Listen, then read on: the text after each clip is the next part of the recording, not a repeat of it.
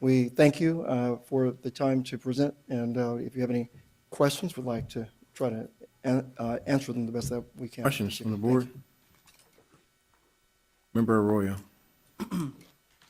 Yes, and I just wanted to follow up with Mr. Guillot on the parent involvement. So where's the district? You mentioned that per board policy and other regulations, there's a plan that needs to be developed. Where are we with the development of that plan as prescribed by not only board policy 6020, but you said NCOB Title I, if I understood correctly? Well, if I can try to answer that, and Mr. Gill, okay, if you can come up as well. We did pass a policy last year through the Board Policy Committee, in which Board Member Ellen Bell, and as well as short-circuiting right now are the board member that participated.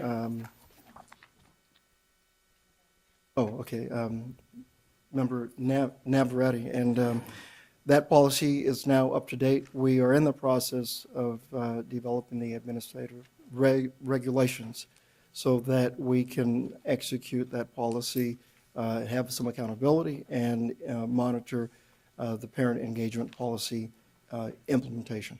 So it hasn't been implemented yet. It's in development of policies, is The that? policy has been shared and Regulations. communicated with all schools and all staff and our families.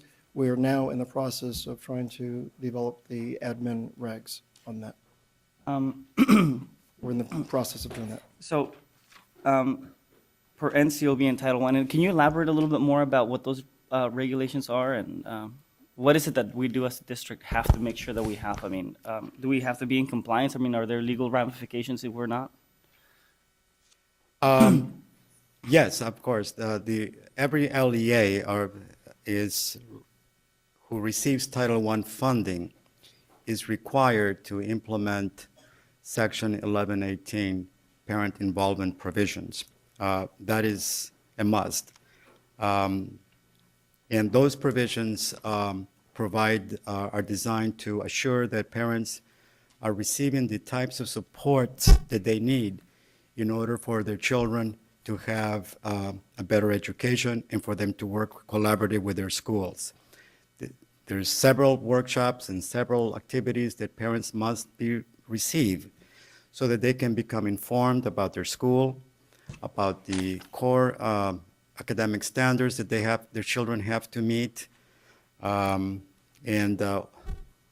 for them to become more participatory in our educational system.